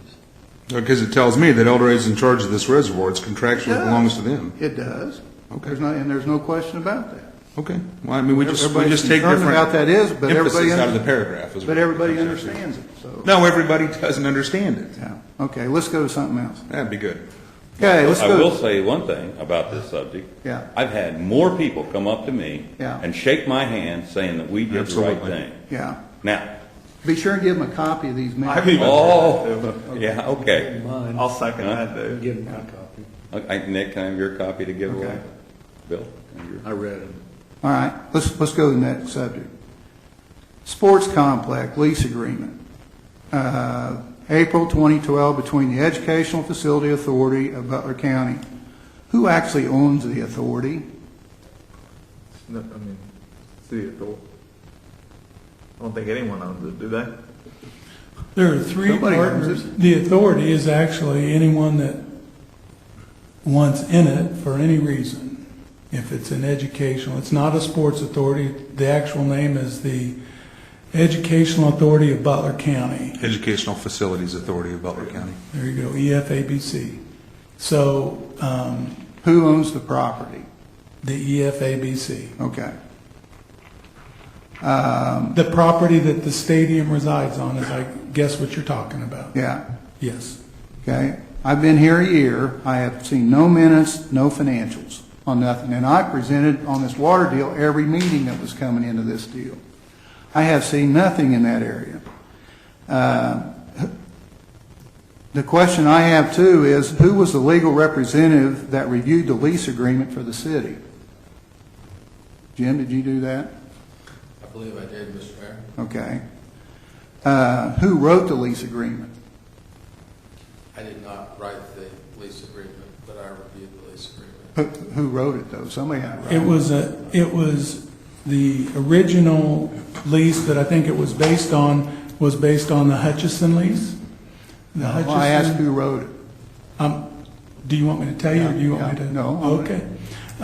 We got a copy from the attorneys that did the Hutchison lease. It's a firm in Hutchison, if I remember right. I cannot tell you the name. It then went to Ray Cannell, who drafted it. Okay. That's who wrote it then. No, that's not who wrote it. He's the one who revised the original document. Okay. So, There is an addendum A to the lease agreement. Is that right? uh-huh. Okay. I looked at that, and how do you have an addendum date that's the 1st of March to a lease agreement that's dated April? And again, You got a lease and you got an addendum that's a month early. I don't. I can speak to Okay. I've had a couple of meetings with Ray, and I don't know if I could tell you that that specific issue was addressed, but there were a couple of things like that. I think we've gotten all those cleaned up. We have what are the believed to be final copies. I'm reviewing those now. Mr. Cannell and I will probably talk about those in a week or so, and I hope to have those available for your review after that. Okay, so addendum B, this April 2014, we have not signed that agreement at this point. We haven't signed any of them. Okay, that's what I want to make sure of. So that was my question, make sure that that's not done. Okay, driving down the street the other day, 300 block, and Dave, you might know more about this, on the 300 block of Emporia on the west side of the street. Mm-hmm. Has anybody been by and looked at that house lately? Is this 309 South? I have spoken with, and as recently as last week, I traded voicemails with the attorney who is based in Wichita, who's representing the estate of the owner of that house. We have had an agreement in principle for several months at this point that they would turn that property over to the city of El Dorado in exchange for what would have otherwise been their cost to tear the structure down. He explained that it's taking a little bit longer to work its way through probate in Wichita than he expected that it might, but he expects that we'll get those documents very soon. So that's where we are on that. Okay. Because that looks so bad, and for the neighbors and stuff, I'm saying that we ought to be enforcing our mowing down there. The trees are terrible with stuff that's in there. I'm just saying something needs to happen on that deal. I agree as with soon you, as and I possible. think he concedes the point, and like I said, he's indicated to me that it's taking just a little bit longer to go through probate than anticipated, and he'll be getting us document transferring that to us shortly. Yeah. Mike, just to let you know, I've been talking about these properties for 3 years. That one there, yeah. The one that's gone. I want to let you know is that, one, I ask as a citizen, and I really don't gain anything, but I feel that it's wrong for me to have big influence on somebody else's property just because I think in America it's free. So I've been kind of, and I'm real close to it, so I've always kind of sat back and let staff roll and not push it. But I do ask about once every 3 months, 4 months. So I've been kept up on it. And that one's on your list? Yeah, oh, yeah. Okay. Well, the one that was next door to it, too. But I did not want to let people think that I was playing the bully commissioner that was trying to ruin everybody's lives by tearing their houses down. Well, And that's not what I was doing, but the neighbors all appreciate those going away. yeah. But I've been keeping up on it as much as I can. That one looked so bad, I was going down the street that I had to back up and look again and couldn't believe what it looked like. I know what it looks like. Really, really, really good. We've had people hanging out, living in it, and it's not been a good deal. Okay. Sometimes. Have we worked anything out with the Legion yet, Herb? Have you been down to visit with them, or where are we at on that? What's our plans on that? Well, the last time he came, he asked us to look at sealing his parking lot. Of course, and the question to staff was, is that what we do? And I think I told you last meeting, that is what we do with streets. I didn't know if we did it with parking lots. I asked staff that we had never done it to parking lots. But it's good for streets. There, of course, is no money budgeted for it this year. The commission wanted, we could probably seal it next year. We would seal it ourselves and we'd paint it ourselves. We wouldn't sub out either of those projects. We may sub out the oil, but actually application of oil, but that'd be it. We had no money to do that, but we got in a lease agreement. You know, I guess that's where we need to watch how we spend our money and what kind of commitments we make and make sure we follow through our commitments. Oh, we absolutely followed through our commitments. Well, but we never agreed to put in a new parking lot. No, but what did it say? Do maintenance, and we did that. Okay. And so the newest request was to seal it because they paved it, and it was only to be sealed because they just paved it. Yeah. And so I get that. See, I was hoping that Jim could write something up and clarify the maintenance part, and you go down and work something out with it. And see, That's what I I was guess- hoping for. And I guess what I'm thinking is they have a lease today that they didn't look at. And I think what I heard the commission say was, why do we think that changing it will make them read it in the future? They never came and talked to us about it. And specific to this, part of that parking lot we actually lease. So they chose to pave something that we lease without talking to us. That's why you need to have this conversation with them, Herb. And I guess That's where a one-on-one with them going over those issues. Not doing nothing is not the answer. I think communication's everything. and I believe that, I'm confident that you believe that. Okay. When you look, that's kind of down this area too, the old pro shop of the Legion. When you look west of there, have you been out and looked at that lately? No, sir. I think we're obligated to keep that moat out there, and that looks terrible. So I guess one thing that I would ask is that any obligations the city has in mowing, we need to be first in living up to our ordinances and our policies. And if we're leasing that and it's our responsibility to mow that, we need to keep our stuff looking good. And that, I think if you read our ordinances on mowing, you only have to mow so far back on a street. And so I am confident that we are keeping up on our obligations. Is it mowed like a golf course? I will tell you the answer to that is no. Yeah. It is not mowed like a golf course. Do we mow it down on either side of the path? I'll tell you, yes, we do. Yeah. And so it is not maintained like a golf course. That is a fact. I'm just disappointed the way it looks today. And I'm happy to go look at it. Okay. Roads in the cemetery, where are we going with that? We're fixing them. I think we reported that last time. Okay, but I had a lot of calls after the holidays that was reinforcing that something needs to be done. So, Community National Bank, that didn't work, did it? No, it didn't. Did you ever talk to Walmart? I did not talk to Walmart. I'd ask you to get Walmart in that conversation. And I mean, it's at their front door, and they're a big outfit. And I told you about that in my manager's report. Okay? And so You didn't want to talk to them, right?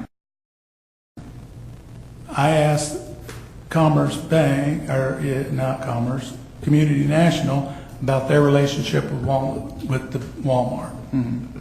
And that predicated my action. And so the answer is no. I saw that as unproductive, Mayor. Okay.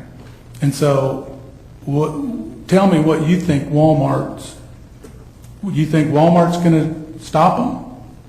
Walmart might have some ideas on what can be done with that. They have Walmarts all over the country, or that's not the first problem that's ever happened at. They might have some suggestions. That's what I was looking for. But I think we need to do something out there. I need step two. If we want to put up that thing that you've been wanting to put at 6th and Main, let's put it up. I mean, that looks terrible out there. That's my opinion. Now, if that's Community National's cost and not the city's, I think we need to go back to talk to Community National and ask them where we go from here. That's what I think, because it's what's out there is not working. 6th and Main's still not working either. So we need to put up the thing that you wanted to. I have no problem. I still would like to go to 2 lanes, but I'm willing to do what you want to do if we've got to do something. It looks Have terrible. you ordered that? No. How come? We're talking about the bell. Yeah, we were going to meet with the truckers, got a survey, some questionnaires to get together, just haven't got those out. I mean, I saw a Grondike truck last week navigate it perfect. We haven't had any jumping it here lately. I saw a guy with a crew cab pickup pulling a 38-foot fifth wheel, pulling a boat go around that the other day, and didn't touch the curb. I think it's all a matter of talent. And I think but I also, as I told you before, I think part of the problem is the state of Kansas programs superloads through our community, and our streets are not built to take loads that are 24 foot across. And there was a truck go through town last week that covered both lanes, drove straight through town. And we had that truck today die at the intersection of Vine and Central. And it looked like he was going straight when I saw that. But so I think we need to get the state of Kansas involved. And I haven't. but I don't think they're going to do it. And I haven't noticed many occurrences where it's been jumping here lately. We still you have can the look whole. at it. And I was coming down here tonight, and I'm getting ready to turn east, and there's 2 lanes there. And I had to stay back so that the guy could get around with 2 lanes there. Now, he probably started too late or whatever I'm saying, but that's just too narrow going into there. And we've got to get something done with that. And either we put up what you want to do, or we try 2 lanes. We got to do something. That's my opinion. The parallel parking markers downtown are not long enough for pickups and vans. Do people have to park between those markings? No.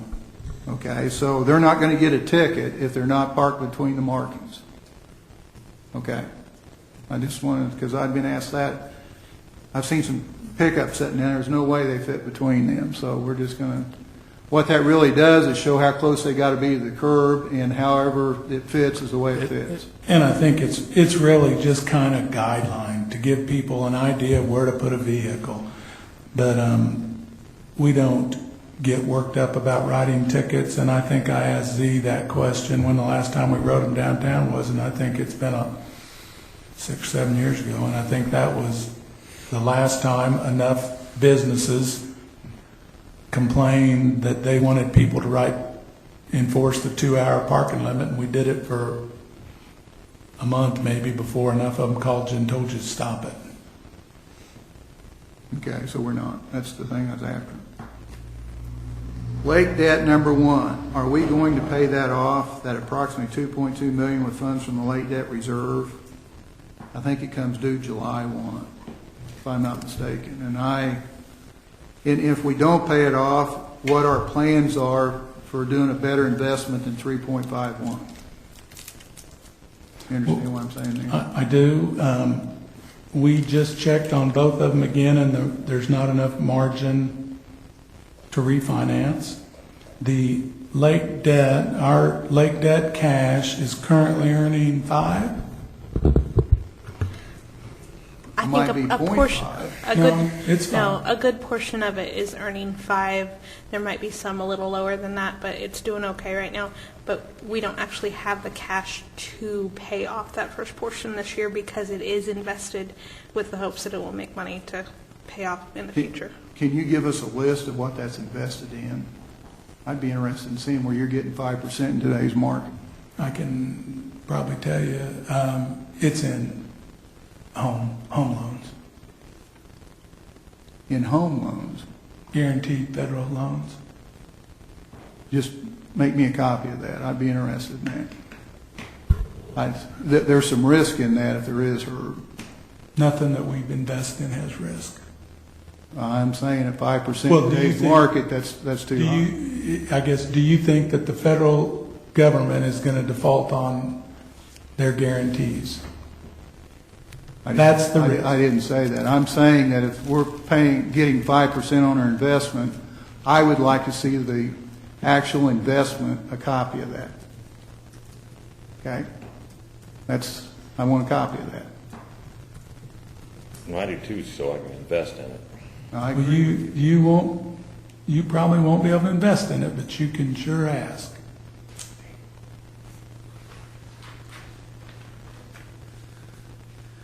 I got a couple more things, but that's enough for tonight. Well, then I got one more quick thing. Okay? I just want to wish our city manager, Herb, a good luck on doing something that I certainly wouldn't do. And I believe is the next weekend he'll be riding his bike across the state of Kansas. So good luck, and we hope you'll be back for the next meeting. Southwest and northeast, is that the route? Yep. Bike across Kansas. Bill and I are in for next year. Yeah, right. Thank you. I'll drive. I won't even drive across Kansas. I won't even drive across Kansas either. I just had 2 things, and one was just to update you, we did re-sign the no trucks turn into Walmart by Burger King. So it's clearly marked, no right turn trucks use Village Road. The light. It says the light, I think. Yeah, Use the- and so we remarked it, we filled it in, and the day we filled it in, I went to Walmart that night, and there was already truck traffic through it, so, and now it's, lots of trucks have not only used that entrance, but cut across the bank's ground. What's the fine for a truck being off a truck route? It's $100. It's inclusive of the court costs as well. Why don't we raise that? Yeah. Is that off the truck route? It says no trucks, it's off. Well, and I the think truck route. that, I would write that ticket as a general. disobeying a navigation, whatever we call it. Yeah, I mean, it could be several different things What- at that point. What if it was a Walmart truck?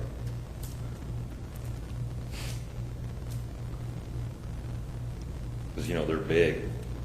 They're big. Big, make probably. It directs them to the next intersection, and to use that, I mean, In the Diagonal Road, there was petition built by Community National Bank prior to Walmart ever being there.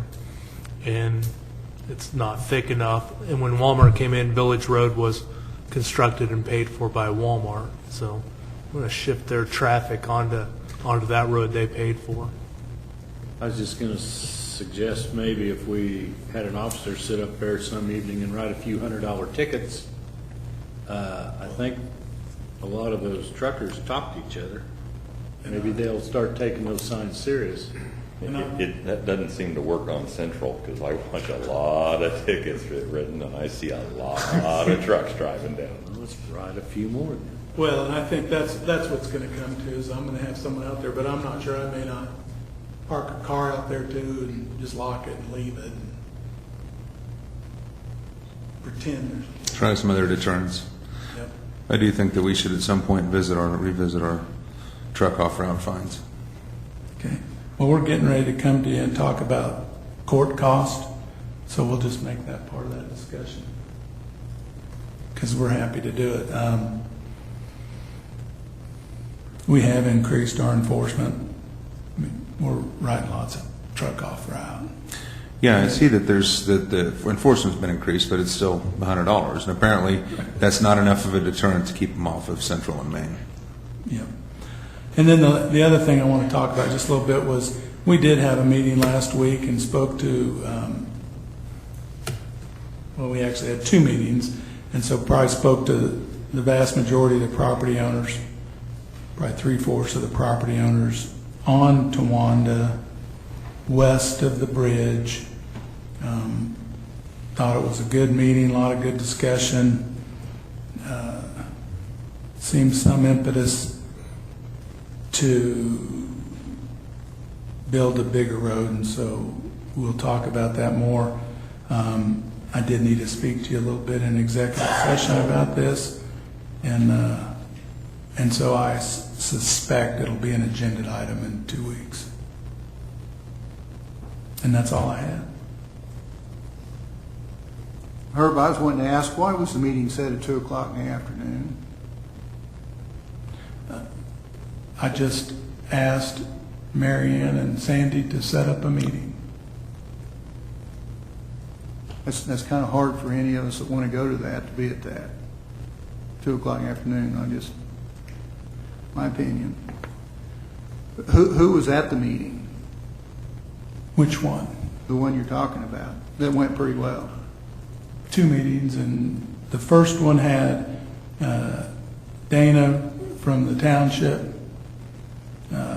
Commissioner Wheeler, Commissioner Ed Myers, Will, me, Bill, Dave, is that right? Is that who came for us? And Scott. And Daryl Lutz. Daryl Lutz. And then we also had Roger Nyford and Ireland Turner from the college. Righto. Yeah.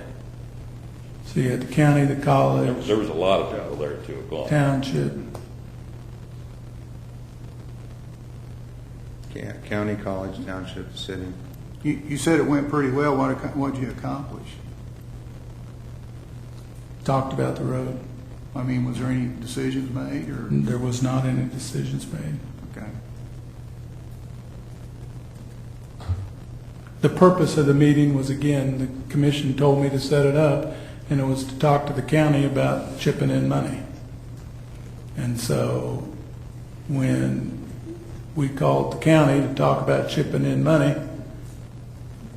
they said who all they thought ought to come, and that's who we invited. And so I look for it to be agended here probably next week at the county. We had really good feedback from the college and what they're wanting to do west of Haverhill. We had good feedback from Dana and the township and their willingness to participate and try and help make something happen on that road. I would say we had feedback from the county. And then there was a landowner there that we also had feedback from as well. So, everyone had an opportunity to say their piece and kind of talk about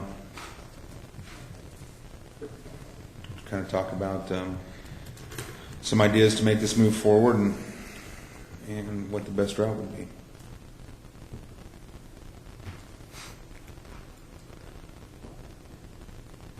So I feel like it was a productive time.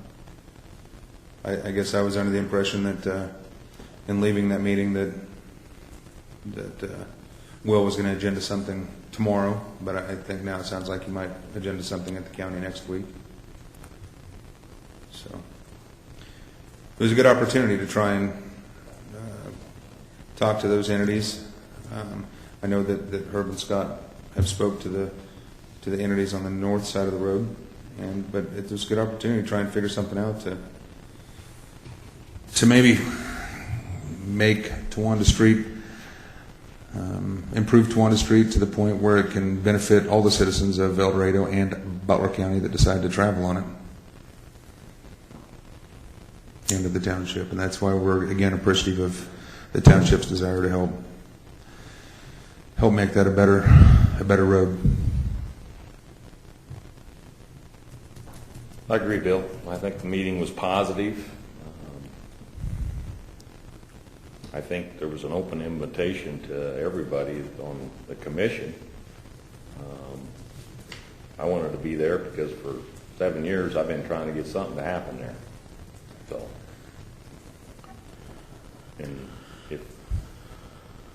So I made a time during the day to get there at 2 o'clock. Some of the things I give up to serve the citizens.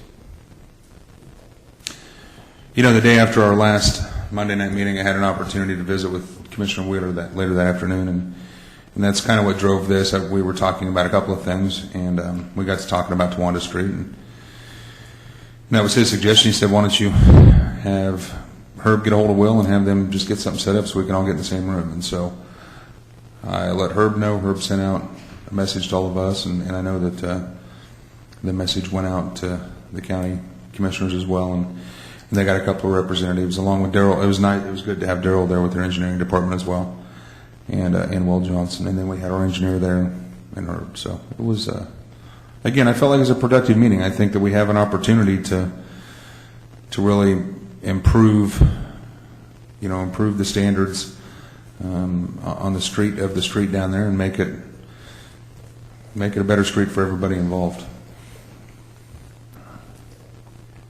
And it is a unique situation.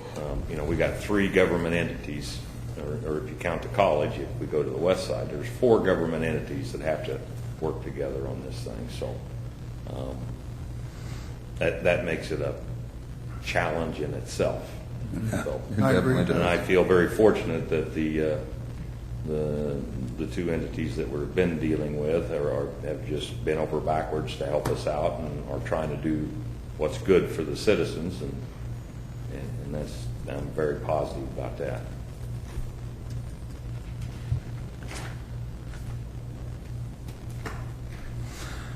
So we should expect, you're saying, Herb, that we should expect at the next meeting to have something?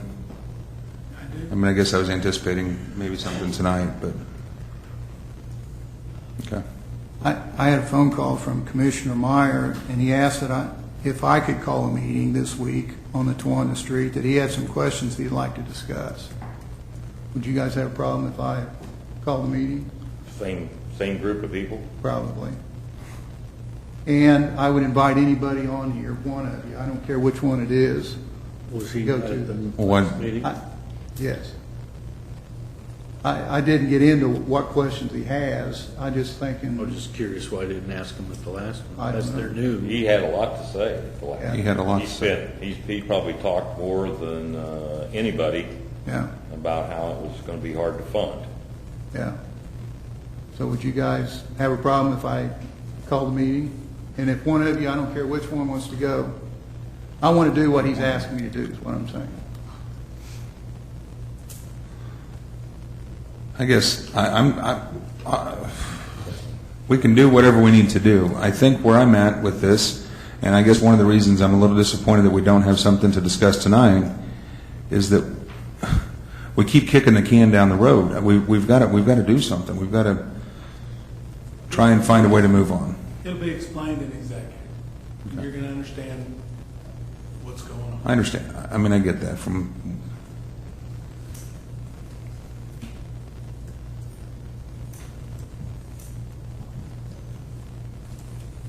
I say let's hear what Herb's going to tell us in executive, and then we can decide on another meeting. Well, that put it off for another 2 weeks, Nick. Whatever we discuss tonight in an executive meeting, could I still have the ability to call a meeting with whatever we discussed tonight? You know what I'm saying? I'm going to do what we need to have those commissioners on board if we're going to get anywhere. And if they're asking for us to have meetings for some questions, I don't know why we wouldn't want to do that. Does he want everybody to show back up for this, or just does he want to talk with you with a couple of questions? No. Or does he want city staff? No, I think it was, I took it to be probably the same kind of group, basically. I hadn't really, if we do this, I would call and visit with him about that and see what Well, he's sure. I think we should have a mayor's convention on that. I mean, I don't have a You problem. don't have a problem with that? Yeah, shoot. More meetings will solve it. Well, and I'm saying, if you want to come, Dave, or Nick, or Bill, or Jason, I don't care. I just wanted you to know. We can all go. Yeah, we'll all end up there. Yeah. Let's do that. We'll have to call a special. I mean, I think that we need to figure out what's going to happen in executive and maybe come back and make this decision afterwards. But we've got to stop kicking the can down the road. He had tons of questions that day, and we discussed a lot of information that day. And he certainly wasn't, at a loss for words in his questions to ask. And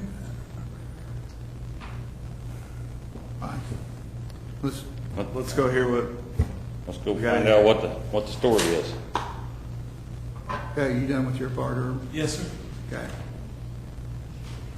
So we're ready for agenda item number 9, executive session. Says here, background of the purpose is for discussing legal matters. Does this have to do with water? Part of it does, yes. Does this have to do with Tawanda Street? Yes, it does. Okay. Take a motion. What do we need, an hour to start? I think you need an hour. I hope not, but I suspect. I move to recess into an executive session for the purpose of discussing legal matters and to reconvene the regularly scheduled meeting in the City Commission room at 10 p.m. Second. Got a motion and a second. I've been in this conversation before, so I'm not going to say it again. Any other discussion?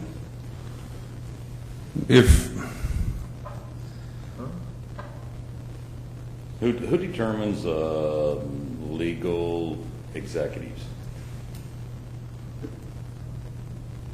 Would that be our attorney? That'd be our attorney. Yeah. It is. Well, I want to follow my attorney's advice. I guess my question is, are you planning on opposing the executive session again, Mayor? Yes, I am. And then are you planning on then going into the executive session and engaging in discussion? Yeah. That's. Yeah, How does, I don't think I don't understand how that works. How on camera you can say I'm opposed to it, but you're going to go in there and lead the discussion, talking about those things that you're deeming illegal when you make that implication out here. I'm going to second. I have a problem with that too, because last time you opposed, you asked more questions and got more out of that than anyone in that executive session. Because that discussion should be happening publicly, by whose opinion? I don't. By your opinion. by my opinion. But our Are you attorney. Are you legal counsel? No. Is this a legal matter? I'll show you the book I went to last summer on. Then why would you open yourself up to? Why would you knowingly do something that you think is illegal by going in and I'm telling you that this participating in the discussion should be public. And when you vote however you vote, that's what we do. Well, but Anyways, we gotta, I just want to We're not read. voting on anything. We're voting on executive session. we gotta, I'm just saying that we got a lecture from you last time about how we put our houses or $500 or something on the line for this. That doesn't change just because you vote no. If you walk in there and engage in the discussion behind closed doors, then you still have that liability. So again, my problem is with the fact that for all outside appearances, you can make implications that there's something nefarious going on when there's not, and then you can walk through these doors and engage, not just engage, but lead the discussion with the people that are in there. Lead the discussion, okay. Absolutely, because like the other commissioners said, you ask a lot of questions, as do we, because that's our responsibility to the citizens. All right, I just- apologize for asking questions. No. I feel No, that's if you don't interesting, want, Mike. if you don't want to participate in an illegal executive session, you should stay outside the room or believe what the attorney that's going to represent you is giving you to do.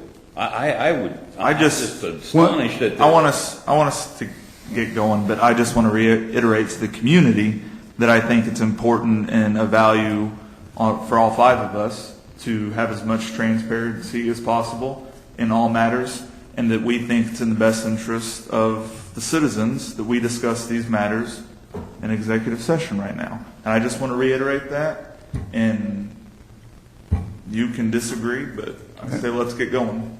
Okay. I second 10 o'clock. Okay, took 5 minutes already. Okay, any other discussion? All those in favor signify by saying aye. Aye. Those opposed? Aye. Motion carries 4-1. We are back from executive session, and no decisions have been made, so we have no motions other than a new motion. I move we return to executive session and reconvene in the commission room at 10:35. Second. Got a motion and a second. Any discussion? All those in favor signify by saying aye. Aye. Those opposed? Aye. 2-1. Doesn't Can't do work. it. Yeah, we got to I gotta have. Yes. Let's get Dave in on the deal. Let's try a new motion. I move we return to executive session and reconvene in the commission room at 10:35. Second. Got a motion and a second. Any discussion? All those in favor signify by saying aye. Aye. Those opposed? Aye. Motion carries 3-1. Okay, we are back from executive session. We do not have a motion to make at this point. Does anybody have a motion to make? I move we adjourn. Okay. Second. Got a motion and a second. All those in favor signify by saying aye. Aye. Those opposed? Motion carries. Thank you very much.